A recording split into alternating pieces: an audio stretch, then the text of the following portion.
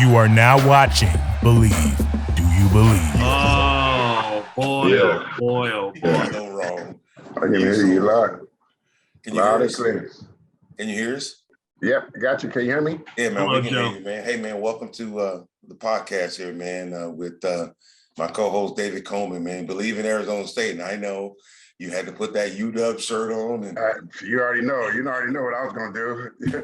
I was trying to see if I could find some UW patches to put on my face. I can see why you two are friends. I can see it right now. Yeah. I can see the camaraderie.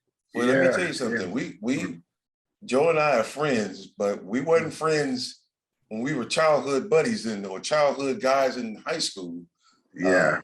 Joe and I both went to some South Central Los Angeles high schools. I went to Fremont High School. Joe went to Jefferson High School, and we had to play each other. I would say the 3 years in high school, 3 times. And Joe was kind of vicious in high school. I was scared of him. Every time I lined up, I'd run the other way when I saw him. well, you know what here, because you have to imagine, Dave. I in high school. I'm playing middle linebacker, and I'm all of 185 pounds. When I went to UW, I was 185. In high school, I was probably about 182. Rock was the same size when he went to when we got to the Bengals as he was in high school. So he and his other guy, the other safety, Harvey Allen. And Harvey, yeah, we have my man Harvey. Both of them played wide receiver and safety. The biggest wide receiver and safety tandem, high school tandem in the country. So you imagine how intimidating when those guys coming up and you're like this, and you're like, damn, that's a wide receiver. So I had to try and be mean, man, because those are some big guys, man. But those are some big guys that can play, both of them. We all obviously know what David's career ended up, and Harvey had a great career. Went to Vegas, went to the Seahawks for a couple of years. So that just can tell you the talent level that they had at Fremont.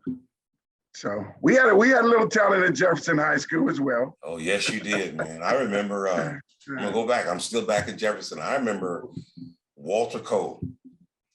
Probably the baddest. I don't want to use any foul language, but one of the baddest some guns in Los Angeles, man, playing football. And once again, Joe and I, growing up in South Central, we were around gang members and drug dealers and all the crazy stuff. We had gang members on our football team. Yeah. And let me tell you something. Walter Cole was a vicious football player, man. Yeah, David, let me tell you this. He's talking about Walter Cole. Here's a guy who made first team all city as a sophomore, as a junior, and as a senior linebacker. And we're talking about talent from our high school. Myself and another linebacker named ML Harris. ML Johnson. I'm sorry, ML Johnson. I went to University of Washington. ML went to the University of Hawaii. 4 years later, I'm coming out the #1 ranked linebacker in the 1986 draft. I go in the first round. ML Johnson, I want to think he went in the 8th round to Seattle. And here we are 4 years later. I was considered the best linebacker. I was not the best linebacker on my high school team. And the best linebacker on a high school team, and everybody that I've ever played with in college, and my 11-year NFL career, I would tell them, it's crazy, man. It was crazy. Here I'm getting talked about being the #1 linebacker, making an NFL first-round pick. I wasn't the best linebacker in my high school. And unfortunately, like Dave said, when Dave talked about gangbanging and, obviously is the crack epidemic that we grew up in, it was his family was part of that element. And he continued that tradition, unfortunately, with his family, and he wound up going to prison. And the crazy thing about when he went to prison, he did not get out until I retired in 1997. And my last year I played for Philadelphia in 1996, and he got out of prison in 1996 in York, Pennsylvania. And that's I talk to him every now and then, and just glad he's doing well now. A positive member of the community for the last 20 or so years. But I told him about Dave. Dave knew about him. Everybody in our neighborhood and our surrounding schools that we went to knew about him. But it's just unfortunate, this is about, making, David and I have been fortunate to have the right support at home and being able to put ourselves in a position to reach the level that we reach. Joe, I'm David Coleman. I'm the co-host. It's great to meet you. Followed your career, loved it when you played for our beloved Bengals. And ask you a question here. And this could be for both of you, but Joe, I'd like you to answer it first. Obviously, your Huskies lost a tough one over the weekend. They played their hearts out. Penix is no joke. He was great for Indiana. Now he's super for you guys. My question for you is this. Obviously, next week playing Arizona State. David, next week playing Washington. Is it tougher to play a team that's 5-0 and killing it, or one that's 4-1 that just lost a tough one to UCLA, who's going to want to come back and show that was an aberration? Well, it's a two-headed snake. You can look at if we had won last week, I think we would take that momentum. We have that momentum. I think that it's more about the opponent that you play, because now us losing. If you have a veteran team, you can say, okay, here that stung a little bit. You go back and we're gonna go hard, this week in practice, and now we're gonna try to prove that when we were 4-0, we were as good as everybody thought we were. Right. So it depends on the maturity of the team. But like you said, I despite the loss, I love the fact that they fought back. Penix, obviously, he faced adversity for the first time. Had only gotten sacked one time, I think maybe one interception, and he threw a couple of interceptions and he got sacked several times. But it's no excuses. We did have O lineman out. We had some of our starting defensive backs out as well for that UCLA game. So we had some young guys out there, and but the base and the strength of our team was our D line, and they didn't get it done against UCLA. I look at it too. When we talk about Arizona State, who goes up against a USC team, played well in the first half, and I think they ran out of gas. And Joe, David and I was talking about this before you came on, that 3 and outs hurt. When you get a 3 and out on offense and you're a defensive player and you got to go back in the game, you just come off the field, and you remember our days coming off that field, man, when our offense wasn't clicking and we were on the field for 8-9 plays, all that type of stuff. When you get that, it's kind of hard to come back and play, but yet you still got to perform. And I think that's what happened with Arizona State. Yeah. And I did get up on time, but I was able to, I watched the game. And you're looking at Arizona State going through a lot of adversity right now, with the firing of Herm. You look at that. You look at a team that's in transition. But I looked at the team, and you look at quarterback has a strong arm. They have a strong running game. They were making some plays. They were putting pressure on USC. They were rushing the quarterback. That was the first time this year I was able to watch an entire game with Arizona State. But they're a team, and I say, guys, when you're in a transition like that, you want to prove to everybody that you belong. You want to prove to everybody that you're better than their record. And I think with University of Washington, we're going to have to finish licking our chops and go in and play an Arizona State team that has a chip on their shoulder. I think they're better. They look better. I watched the entire game, watching. Really to see what we'll be facing, and they don't have. It's not a bad team, like Dave said, they were in the game. It was solid. They were competing against a very good, improved USC, a talented Yes. USC football program, and they were in there, and they gave up some huge. You see the two huge runs, touchdown runs that they gave up. 14 points. You take away those. Just take away those two plays, and you take off 14 points. In the game, emotionally, you're still in the game. So it's play here, play there, and they're in the game against the number 17 in the country. It's really true. Knowing your team as well as you do, and Arizona State this week, if you were scouting for the other team, if you're saying what does Arizona State have to do to stay in that game? Obviously, one of them, pretty obviously, is control the man under center. That quarterback is playing at a very high level. What does Arizona State have to do, execution-wise, mentally, physically, emotionally, spiritually, to compete in this game? They have to do what UCLA did. They have to rush the passer. Yeah. I love Coach DeBoer. Was able to go down and meet him. A lot of alumni, we had, I don't know, maybe 80 alumni went to the spring game and met him, and he he welcomed us with open arms there, and we were able to meet with him and his entire staff. I think they have a tremendous offense. The offense is going to be tough to stop. What they have going is tough. I think they are supposed to get two of their starting offensive line back. But Arizona State, they have to rush the passer like they did against USC. You can't let Penix sit back. We're putting 3, 4, 5 men out in the route, and it can be tough. And we play at a quick tempo. Yeah. They're gonna have to do that, and then they're also gonna have to do what UCLA did against us, and that was attack our defensive backfield. We have some young, inexperienced players, and UCLA was able to attack those guys, and that quarterback from UCLA is pretty special. Like the kid at Arizona State, Yes. He's strong. He has the ability to run. He has a strong arm.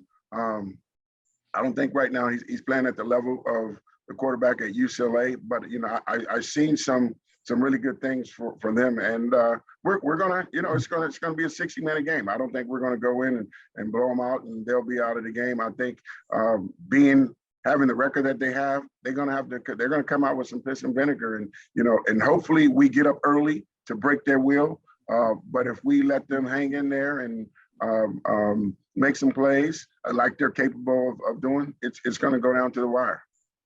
Yeah. Go ahead, David. Yeah, that kind of sums it up on the UW side, and Arizona State. When I'm watching the game last night, the fight was in the dog. You always talk about the fight is in the dog. You do what you do, but I always go back to I was telling Dave earlier about third downs, man. When you can't get off the field, or when you can't get a first down off third down, it makes it tough for you, man. And we've been in games where we've had 80, 90 snaps at the end of the game. I think we were in, if you can remember, Joe, I don't know if you were with us. I think you were. We were in Dallas, and we played the Cowboys in Dallas, and we probably had 5 guys at the end of the game pass out from dehydration, losing all the fluids and passing out because it was 900 degrees in Dallas. They had the stadium cracked open. The sun was sitting on our sideline, and 90-something snaps. By the time we got in the locker room, dude, there was no fluid left in the body. And then here in Wilmington, our training camp, we used to always die up in Wilmington because it was too hot. But once again, I think, and you said it, I don't think Arizona State is going to come in this game and go, it's Washington, we're scared. I just think they have to execute. They got to rush a passer. They got to put pressure on this young kid at quarterback. And, once again, you go from, the 7th ranked team in the country to a team that lost to UCLA, but still a ranked football team that beat Michigan State up pretty bad. This is going from, fighting Mike Tyson to fighting Evander Holyfield. It doesn't change. It doesn't change, and you still have to throw the punches. And if you don't throw the punches, you're going to get yourself knocked out. And I think for us, and we're competitor. Here we are, and we're still wearing our stuff on our shirt. We're back doing what we do because we're competitors. We don't want to see our schools lose, but yet, they've got to fight. Arizona State's got to fight ahead against them, and I think it's going to be tough. It's always going to be tough when you're playing in the Pac-10, the Pac-12. Talking to Anthony Munoz last week, and he said, "I'm sorry, Dave, I'm not as young as you guys are. It was the Pac-8 when I played." Yeah, I remember Trust that. me. He was all Pac-8, all Pac-10. I know, man. It's tough. He had the eligibility. He'd be all Pac-12. So Joe and I are, we're all Pac-10 players. And somebody asked me about, and I asked you this question too, Joe. What's your thought about all these teams leaving the conferences, going to these other conferences when we grew up Pac-10 football players? Well, I tell you what, one thing that is going to happen, the West Coast, the talent, the football talent we have at the West Coast is not. I don't think they're getting the type of publicity based on the type of players. Obviously the SEC is big right now, but I can tell you this. I believe we have a strong alumni group at UW, and we talk about it. But it's like literally here to watch the game last night. I went to bed at 2:00 in the morning. UW Friday. I went to bed. The game was over at 2:30 in the morning. Here, nobody's the East Coast. Nobody on the East Coast. Hey, I may catch because I'm at the end of the day and I've been watching football since noon. Now at 10:30, I'm winding down, or if I'm a fanatic, I'm at the bar and I'm having my last bourbon, my last beer, and I may catch a half. So here, I don't remember playing many night games. I think we played one in Arizona. When we came to Arizona State and we played Arizona State, that was a 3:30 game. But that when the Pac-12 changed to that format, the East Coast people, the Midwest people are not seeing the Pac-10, Pac-12, and therefore you're not getting the recognition that the top teams are not getting the type of recognition, and therefore you're not getting the money. So here, when you look at the Pac-12 and the TV, this thing is money. Here, you're talking about, I think Pac-12 teams are getting 25 mil or something like that, and you jump to the Big Ten and you're getting 100. Yeah. So I think it's, in my opinion, I think it could be the death of the Pac-12 because you're losing the Los Angeles market. Yeah. I'm hoping that the California Regents can stop the move with UCLA because they're part of the California Cal State system. Yes. SC unfortunately is gone because they're a private university, and you have that. And I don't think there's two other teams. If both of them wind up leaving, there's not two teams, top tier teams that can add value to increase the amount of revenue and TV revenue that it would take to keep us together. You can try and see, it would have to be a Big 12 team, a SEC teams to come in and be part of the Pac-12. When you look at it, just for instance, and no disrespect to the other teams, if you're adding a Nevada Reno, you're adding a BYU, you're adding, when you think about potential teams that you can add to the Pac-12, there's not one program on that side of the United States that's going to give us or increase our value. Yeah. So it's going to be tough. It's going to be tough for the Pac-12 to stay viable. And I think it's going to be. You look at, and the talks are Oregon and Washington, and if Oregon and Washington depart the Pac-12, the Pac-12 is dead. It is. So, I'm hoping that we can do something. I was hoping that they could start and change the time format and put some, so even if USC and Arizona State, despite Arizona State's record, if they're able to be on the 3:30, there are people going to say, man, Arizona State, they got a pretty good team. Right. I'm going to watch Herm Edwards. What's this stuff going on with Herm Edwards? But I'm going to look at a pretty good, decent ball that's playing the number 17, to the wire. You know, hey, they gave up and got wore up in the fourth quarter. But you look at SEC, you look at all those games, you look at Oklahoma getting whooped by 20-some points. You're looking at, you know, at Ole Miss when you look at a lot of top tier teams, SEC teams, you know, going down to the wire. Hell, Missouri had Alabama. They had Alabama. If they just needed one drive in the end. Georgia, you know, that was Georgia. They had Georgia. No, it was Georgia. No, I'm talking about Georgia. Yeah. Georgia. Missouri and Georgia. Yeah, Missouri and Georgia. Yeah, you look at one that. One drive, in an unranked team. So you can see that, and now people can say, well, hey man, Missouri got a pretty good team. You know, we're on prime time, and we're playing at 3:30. You know, 7:30 the latest. People are able to say, oh wow, Arizona State has they got a good record, but they have some fight in them. Joe, let me ask you and David a quick question. All right, let's say that they can't block the move, and let's say that USC and UCLA go to the Big Ten. And this is secondary. I have not had a chance to validate this, so I say this with a grain of salt. But I heard from a colleague yesterday that the Ohio State AD came in and said, that's all we're looking at we're not looking at adding other Pac-10s to the Big Ten. That we're happy. Maybe that's true. Maybe it's not. Again, I got it secondhand. My question for both of you gentlemen is this. Let's say the teams go. That now opens up. Ohio State comes out and recruits Los Angeles. Michigan comes out and recruits Los Angeles. Penn State comes out and recruits Los Angeles. Does that open up these California kids? Because now they can say, well, you're coming back home a couple times to play, and you know we're going to be coming. It's not like you're never going to see your home again. You're both California kids. Now that whole market out there, awfully good football right now. 3 teams in the Big Ten, I believe. Ohio State, as of yesterday, was 3. Michigan was 4, and I think Penn State's 10. That now opens up LA for a lot of Big Ten recruiting. What does that do to the Pac-12, excuse me? Well, I would say first, before I'm going to go families. I'm going to go the families from the West Coast traveling way back here, East Coast, to see their kids play. You know, a California mom and dad to go see their kids play at Arizona, to go see the kids play at UCLA, to go see the kids play at Washington. That travel is not as big as it would be to come way back here. So that's going to change the mindset of you know, why would I want my kid to go to that plays in the Pac-10 now have to go to East Lansing or go to Michigan, go to Ohio State to see them play football? Not too many people want to do that because now they're coming from the weather changing. Because I'm gonna tell you something. You take some of them California people and bring them to Columbus when it's in November degrees. In November, Michigan when it's 25 degrees. You know, them people aren't going to travel. California folks don't want to come to the cold.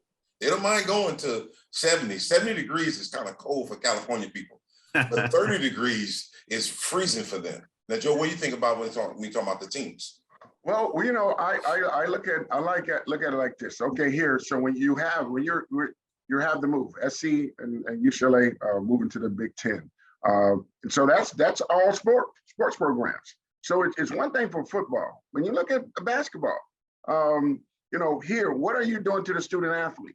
You know, you're not taking from USC and you got to play Rutgers, you know, on a Thursday when I'm basketball, and then we play Penn State, and you're traveling. So, you know, when you're talking about, you know, volleyball, tennis, softball, and you're having to go across, because every single away game is, you know, three hours time zone difference. And, you know, the Big Ten games start 12:30. So you're coming from California on a Friday. Well, I don't know if you're going to be able to come on a Friday. Maybe you're going to have to come on a Thursday, because if you come from on a Friday, and even if you leave in the morning, you're not getting back because there's a 3-hour difference. You say you get to the airport and you leave at noon, that's 3 o'clock. And then it's a 4-hour flight, so you get in at 7 o'clock. You know, so they're not taking all those, you know, things into consideration. But I think this is a different generation from when David and I were playing. And I would say here that when you talk about the travel and the cost of travel, but you have the NIL. And we talked about initially UW was a program that and talking, listening to Arizona State program. And if I'm Herm, I'm pissed because now, because they were against the NIL, and UW, well, we're not going to do it, this and that. Hey, brother, you better get on board. If you don't get on board with NIL, your program is going down. Yeah. But because you look at the kid, Ohio State quarterback from Ohio State. He bought every member on his team. It's 100 kids on the college. He bought all of them $500 suits. Times 100. I wasn't doing that when I was in first round pick in the Bengals. I know. So you look at the money, and you see where the game is going, and here a high crew, a David Fulcher coming out of Fremont, getting recruited by Ohio State, Penn State, and we're offering those kids that are going to start getting recruited by Big Ten. They're going to come in the door with some NIL deals. Sure. So here you're a young guy, hey, making 250,000 if you come here and with this NIL deal, 300,000 with this deal. So the economics and the NCAA put themselves in this predicament because all we were asking for was to have a sandwich, and they said no, and now they're facing potentially the death of the NCAA because of the NIL deal. I think they're going to have to corral it or try and find, something to control it. But I don't know if you can control it. It's right now, and it's going downhill, and it's free for all right now. Joe, last night I was watching those games. David, I don't know if you noticed this. But if somebody said, hey, David, you watched the games? Yeah, I did. Did you watch the commercials? I did. Who was the number one star of the commercials you watched yesterday? Alabama's quarterback was the number one star of the commercials I watched yesterday. He was in 2 or 3 different commercials. I'm sitting here going, he didn't do that for free. No. Oh, no. He could buy a few suits too. And so your point is a good one. Mm-hmm. He's a kid that's making he's already I think he's already garnered several $1 million of NIL deals. I'm saying, hey, congratulations. But here, me thinking, Dave, and you can expand on this. I'm Joe Kelly, and my quarterback is getting $2-3 million, and I'm playing middle linebacker, and I'm having the career that I'm having at UW. And I'm a pretty decent linebacker, and I don't have anybody giving me, socks, and as a kid, it kind of pissed me off, man. I'm an offensive tackle, I'm an offensive guard, and I'm kicking butt. From what I heard about you from David, Joe, the last thing anybody wanted to do was piss you more off. Yeah. That dude, when someone like David Fulcher says, I hide from this guy, that's all I need to know. And Joe, you said it, man. I mean, I don't know the way we are today. I look back at it and I go, I don't know how and what I would have done back then. But I know just the David Fulcher that I am today, it really doesn't matter. But man, if you're talking millions of dollars thrown in my face. Oh, you would have been a millionaire down in Tempe. You would have been a millionaire. If my quarterback, if my safety, or if my player on my team is making all this money and I'm not, and I'm out there knocking people out and doing my job and I can't get nothing, I don't know what practice would be like. Because I might be after that dude. I'm like, man, I know you on my team, man, but you riding around in these expensive cars, and I'm still driving around in my '68 Volkswagen. You were already in trouble for hitting starters. Your coaches were on you anyway for hitting. They were already on me for hitting my starter, but now I'm hitting my starter because he's getting paid and I'm not. So it's kind of frustrating. But I really like what you said earlier, Joe, with the quarterback buying everybody's suits. For me, man, that just tells me that he's not a me guy. Yeah, he's a we guy. He's a we team guy. Yeah. For him to take that money that he's getting and buying his teammates $500 suits. And that's time 115, 118 guys. You know what? I take my hat off to that guy, but not everybody's like that. No. I think UW now, after seeing what it's doing, is now embracing the NIL, and they've created a committee that alumni committee is going out and marketing, their players. Because when you go out and recruit, I'm coming in, and I'm a UW coach, and I'm coming into Los Angeles to recruit a David Fulcher, who is talking to USC, and USC is telling them what they can offer, and UCLA, and now we go to, and we're playing Ohio State in the shoe. We're playing Michigan, and right now, being that the Pac-12, this year we have five teams in the top 15. So it's been a while since we've been that viable. But it's going to be, finances here. I'm USC and I'm Oregon, I'm Arizona State, and I'm trying to recruit Dave, and I'm saying I have to bring some NIL deals. Hey, Dave, and I'm going to talk about all the negatives. You don't want to go, to USC. You don't want to go to Ohio State, because you have this. And then he goes over there and they're telling him, I can offer you the world. So it's going to be a different animal. Because, we're going to have or do some creative things in order to keep that West Coast talent in the Pac-12. Because you have other kids, kids from Alabama. He's he's from the West Coast. Yes. So you look and here, there's nothing in Tuscaloosa for a West Coast kid. We look the town. There's nothing appealing about that. So I've been there multiple times, and I agree with you. It's a beautiful campus. Yeah. You don't lose many football games, but Yeah. LA versus Tuscaloosa is a little different. Yeah. So, but there's extenuating circumstances, that they can put on the table, and you, especially when you're talking and you're recruiting, kids who are in lower economic areas, and all of a sudden you're 18, and you're potentially at 18, you're going to make more money at 18 than your parents are making. So that's it's. Pac-12 is going to have to embrace this NIL. They're going to have to start getting creative with this NIL in order to keep this West Coast talent on the West Coast. Or unfortunately, I don't see two viable programs that can add the worth to say, okay, here now we want to increase the TV revenue, and they're going to say, okay, you added. I don't know, just some teams from the Mid-American Conference or something. Unless we were able to pillage two teams from the Big 12, Big 10, SEC. I don't see any other program out there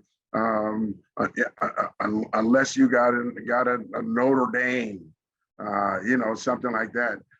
Or potentially there was conversation or rumors that University of Washington, University of Oregon becoming independent and setting their own schedule, and being able to say, come now, Washington, Oregon can come down in the California area and say, well, hey, we're not tied to the Pac-12 anymore because the Pac-12 is whatever, and here we're scheduling Alabama, we're scheduling Penn State, we're scheduling Ohio State. We have we can probably still maintain our relationships with Arizona State playing Arizona if they were to defect. Washington, more than likely they'll still continue to play Oregon and Washington State. But when you add a Big 10 team, a Big 12 team, maybe an SEC team in there, in order to stay viable in the national race, because with SC and UCLA gone, and here right now the two programs that are left, Washington, Oregon, and you're playing Stanford, Arizona, Colorado. You still have Utah still in there, but you don't have enough opponents, quality opponents, based on what the Midwest and the East Coast thinks about our football. You won't have the quality opponents to stay in the national title race. You'll never get ranked. No matter if we know here, Arizona State becomes, their program goes up and they're beating Colorado by 50 and Arizona by 40 and Washington State by 20. Well, those are all unranked teams. And now no we're quality not win whatsoever. Yeah, no quality win. So it's going to be interesting, and I'm hoping because I'm Pac-12. I don't care what's now. People saying now. I believe in the talent. From the West Coast. I'm a Pac-12 guy. I'll die a Pac-12 guy. I'm going to root. I rooted despite Oregon being a hated rival. I was rooting for Oregon when they played Georgia. Arizona State come out and play Michigan. I'm rooting for every Pac-12 team. I don't care who it is. I'll never root for Ohio State. I'll never root for Alabama.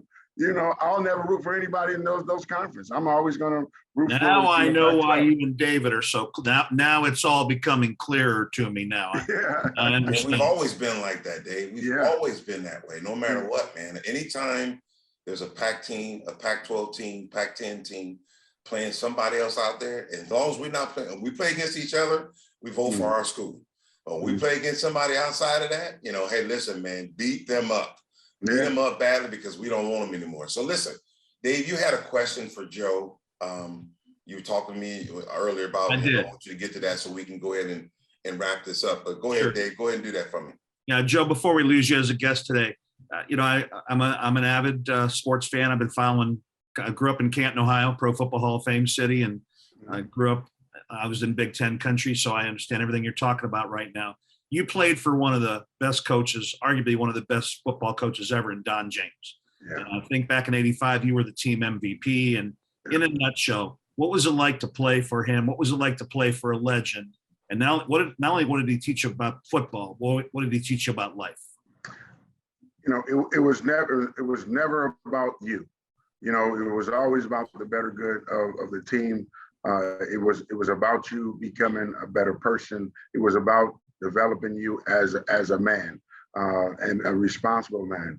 And I can truly say anybody that played for Don James, you see some of the things are the type of men that they've become after playing for Don James. It's the attention to detail.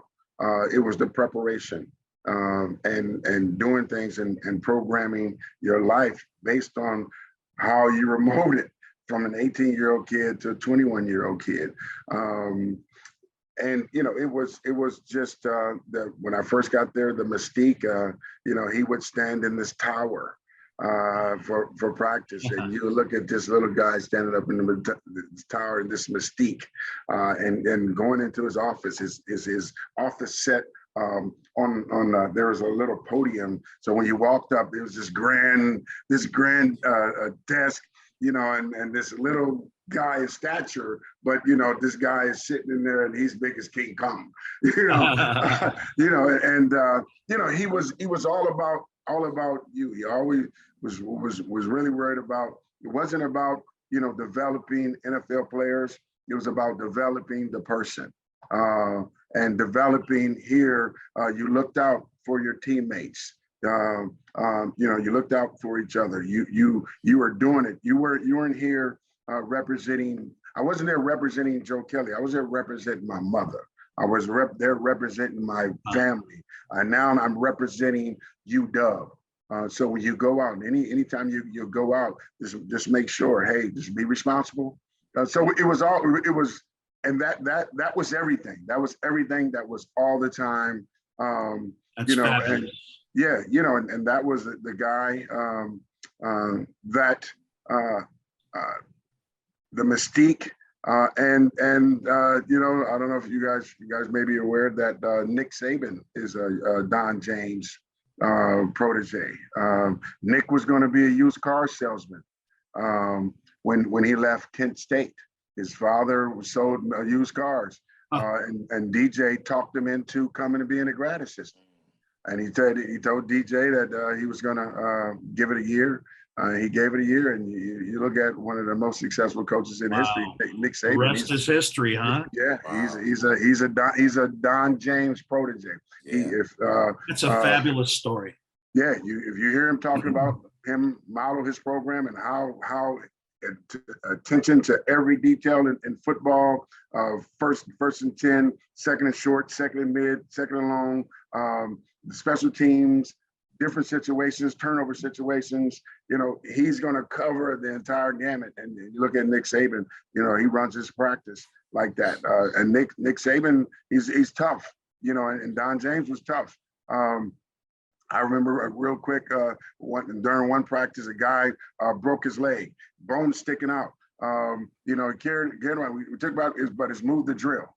So we literally moved the drill 10 yards over here. He's laying on the ground over there with the bones out of his sock, but we had to stay, because that can happen in a game. Let's keep going, and he tended, after and dealt with my buddy at the time. But it was, I